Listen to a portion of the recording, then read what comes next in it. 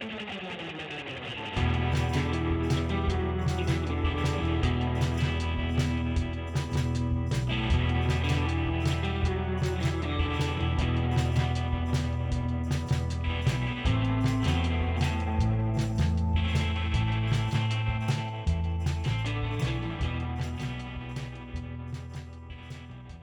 this is Dave Belsky. Welcome to the Sunset Session. We have a very special guest today, Chris Rado from Vaporous Inc., the parent company of the dabX personal electronic dab platform. Woohoo! So excited. Oh, thank you. I'm excited. Thanks for coming in. Appreciate it. I got to say, I've talked to a lot of different people that had a pre-cannabis story.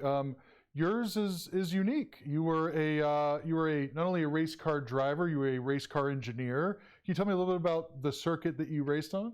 I did what was called front import drag racing. It was basically a battle from all the OE manufacturers, from Toyota, Dodge, Nissan, Honda, the whole gamut. Everybody was basically battling it out in the mid 2000s. Everybody wanted the fastest 4-cylinder front wheel drive car, so it got crazy. And there you were doing a lot of, like, we'll call it engineering work, where you would look at the specs for how you could build your cars, and you'd be like, they didn't say I can't do this, and you would try new things and push the line and tinker. Yeah, all of our cars were built 100% from scratch. We built everything, the engines, the transmissions, the bodies, how everything worked. We built everything. So we were constantly making things, breaking things, looking at the rules, saying, oh, ooh, look what we can do here, and making things, and then bringing it to the track, and then seeing them scratch their head and get pissed off and those rules. And well, it was fun. And at one point, I think it was based on the health of your father. You've been a lifelong fan of the plant and have seen its medical benefits firsthand. Absolutely. And I've always been a huge fan of concentrates as a form of use. Yep.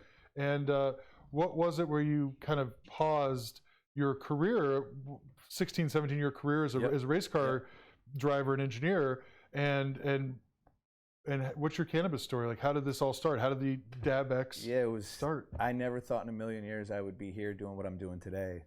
In 2012, January, I was pretty much at the peak of my racing automotive career. I had video game deals. I was a spokesperson in EA Games video games. Like the guy that you're trying to beat in the games. I'd come out and talk smack to you. Oh, yeah. You try to beat me to get my car. I was doing international campaigns for Continental Tire. I was the spokesperson for all their youth tire campaigns, millions of ads all over the world. We had just started a racing series that we created along with running 2 other racing series. It was crazy times, and a successful and thriving career. Yeah. At that time, I had almost 28 world and track records to my name. I got a couple more in that last year, but I had a very successful career at the time.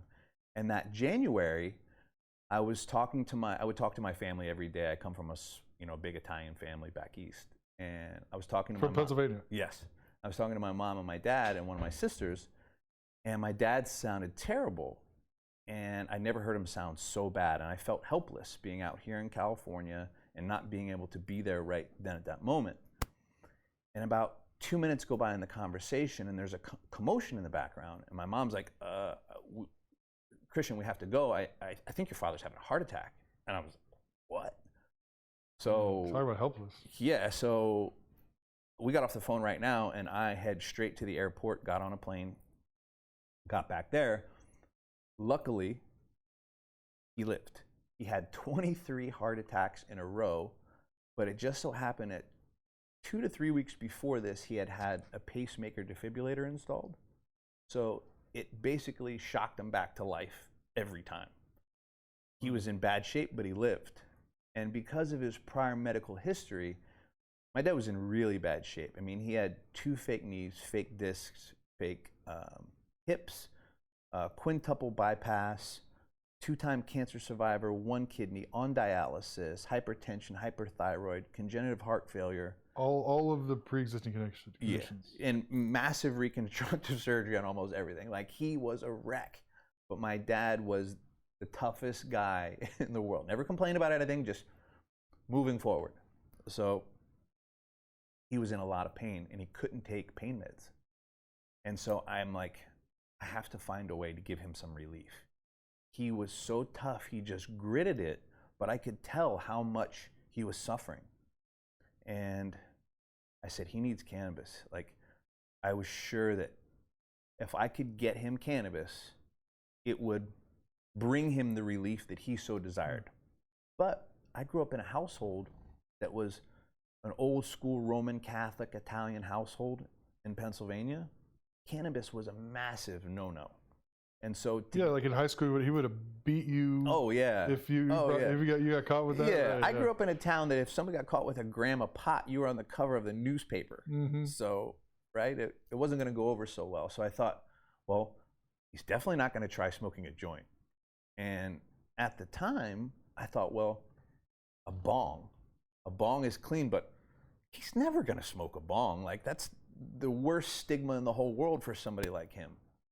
So I came to the conclusion it was going to have to be a vape pen, because it was the only thing, and my dad was into gadgets, the only thing that I could tell him, look, Dad, this will give you relief. You don't have to think about it like you're not in some den. We're not going to call you a pothead or, You're not a hippie. Yeah. So I started looking for pens. I started looking for a vape pen for my father to get relief. So I started looking at these different things, and I'm like, God, this is, like, I couldn't believe the things I was seeing. I'm like, this is terrible. Like, this heating element surrounded by plastic, and that looks like a plastic thread surrounded by a wire that's getting red hot. And what's that wire made out of? That's either like, it's magnetic, so it's got to have some iron in it. It's not good to have anything hot. And so all these things were completely unacceptable to me. I looked at this stuff and I said, no way. So then I said, well, this is a big market. There's got to be so many people that are using cannabis for relief, that want a vape pen. There's got to be something that's quality out there. I started looking at all these different things, talking to people, going into different dispensaries, checking everything out. Everything was the same. Everything was the same and dirty, and I didn't agree with it, and I wouldn't give it to my father. So after about 9 months to a year of looking at all these different things and telling him, Dad, I almost found something, I finally realized that I'm just going to have to do it myself. And then I founded Vaporous in 2013, and I founded a technology holding company, because my plan wasn't to just, I'm going to make some vape pens and sell millions of vape pens. Right. I didn't care anything about that. I wanted to create the right technology that could be deployed to make a difference. And the technology behind it is what would be held by the holding company. And the Vaporous company would be the company that would manufacture and design and do all these other things. Yeah. So that was the plan. And then I went into a heavy 3-year just R&D process where we were evaluating things, looking at things, buying things, taking things apart, doing tests, making things, filing patents. We filed almost 75 different utility patents to date. We've received about 14 to 15 that we have gotten issued. Most of them are utility patents. I mean, patents take 3 years more sometimes. They used to when I first started, because I didn't know you could fast track them. So I was filing patents back in 2013 and 14 that some of them I only got in the last 2 years. But everything we've filed since about 2017, we've fast tracked. So our IP portfolio is expanding rapidly. So you I think consumer preferences in the vaporizing world have definitely moved in your favor of high quality ingredients. Yes. But they weren't always there. No. Right? Like, it was all about cost. I mean, we had a factory can produce thousands of units at 42 cents a piece, and obviously the consumer's a lot more aware these days of making sure that they're not experiencing any additional harm from low quality ingredients. That's definitely worked in your favor, right? So you've been able to basically license your technology to different sort of OEMs, like G-Pen, right? G-Pen was a big one, right? Great partners. Great brand, great story, another LA homegrown story. But dabX is your product. It's your baby. Yeah. You know, and so if you and really the patent portfolio, it's not about, you know, necessarily vaping, you know, a disty pen with some terpenes. Like you're talking concentrates, molecules, like really, you know, hardcore. Well, we like have it wax. on the gamut. We have a number of patents on all sorts of liquid vape pens. We just won almost $1 million patent infringement suit a year ago on somebody copying one of our oil tanks. It's across the board. It's technologies for oil tanks, for filling them, how they work, you name it. It's any and every aspect of making the tools and devices for this industry easier to work with, more scalable, cleaner, safer. Yeah. So, you know, but the dabX is your baby, and it's all about a personal dabbing device. Yes, it's electronic dabbing device. Yes, that's the one. Yes. It's our connoisseur brand of electronic devices for people that are really want the best. Yeah. And want to know that every time they go to use the device, it's going to be perfect and it's going to be like the last time. And well, consistency is hard in cannabis. I mean, the plant itself is fickle, right? Not to mention, like, it's just getting the same experience every single time of using.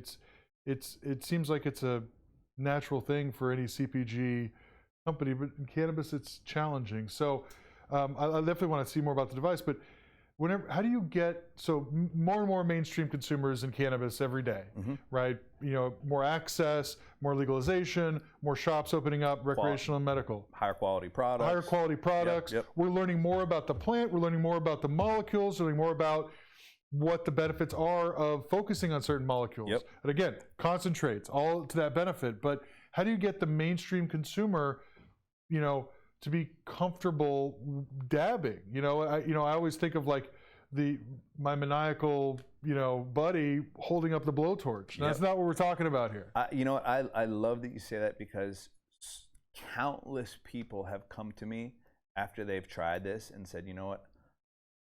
I was never a dabber. I love cannabis, but I would never dab just because it was the torch and all this, and you know, I would never do it myself. And I had someone like give me too big of one, and like I wasn't right for a couple hours. Yeah, it can be very intimidating. This is a way of taking that complete intimidation factor out of it, making it completely consistent, reliable, simple. You know, it makes the process easy, fast, and reliable, and super tasty. And it's you work with any concentrate. Yeah. Like you don't because a lot of these hardware ecosystems, it's a closed ecosystem where they also make money off like pods or whatever. Our company's vaporous, man. Anything in the form of vapor is vaporous. So our technology is geared to work with whatever a brand, a company wants to be able to vaporize. We definitely make a technology that works with that. And this works with anything, any liquid. Sure, you don't want to pour liquid in it, but it'll vape liquid. There's tanks that go on this device, but any solid concentrate, whether it's shatter, butter, sauce, diamonds, you name it, doesn't matter, works with everything. And so this is like the starter kit right here. Yep. Basically the titanium electronic dab device. It's all made out of billet titanium. And you can order this from your website, dabX.com. You can order it from the website. But this is like for the serious professionals. Like you can't feel this, but there's some mass to this. Like tell me what is this, and why would I need that? They call this the baller kit. Because I think I want that. Yeah, they call this the baller kit. The baller kit. So like if you were going to an event, or if you were going to a party or something, and you want to bring your portable electronic dab device, and you want to make sure you have everything you could possibly need, this has it. Would you like to see? I would.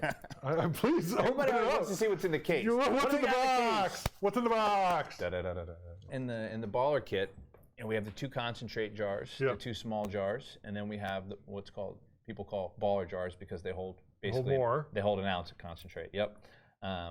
We have the Mark I rocket itself. This is the device that goes into the rig.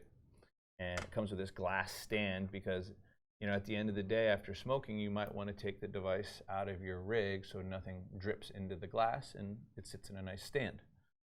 And so we even designed the glass. This is our first dabX piece of glass. It's a very simple design that is very functional. It pairs really well with the Mark I and allows for very clean, simple, one-handed operation, whether you're left-handed. And what you just put on there, this is the secret sauce. This is the heating element. Well, this is actually all the secret sauce. Believe it or not, there's 5 different utility patents that work between all these things we see right here. And so there's 2 alone on how this battery works with this magnetic connector and the fact that it powers a vaporizer that goes in a water pipe. And then there's other patents on how this atomizer works and this base and how they all work together to create a vaporizer that goes into a water bomb. And this is the only dab device that exists that you can smoke that does not require a carb cap. This technology has the airflow mechanics built into the geometry inside the bowl. So it just makes it an easier. And tell me what's in your lab. Like, what type of equipment you do you guys have gotta in your come see I'm our gonna lab. check your lab.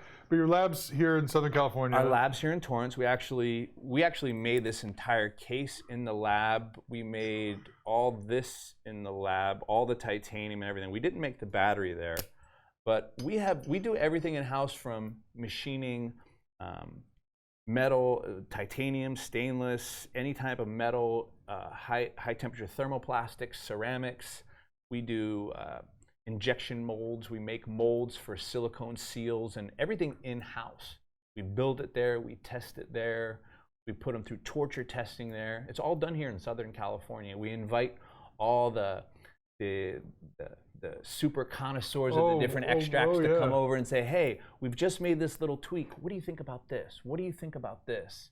You know, and constantly are constantly talking about the whole process and experience, because you know what we're doing is to, at the end of the day, instill an experience in somebody, but it takes us doing all this background work just to get there, right? So well, I mean, I love your story. I mean, you were moving forward in one direction. Cannabis was a part of your life, you know, based on personal reasons.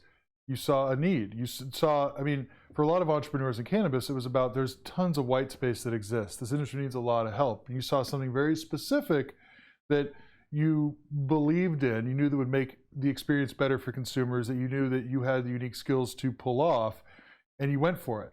And it had never been done before. And here we are with this. And I know there's more in the pipeline, I'm sure. There's so many more products coming out. We're launching about 6 products this year on dabX alone. So dabX.com, check it out. And Chris, Nux, thank you so much for coming in.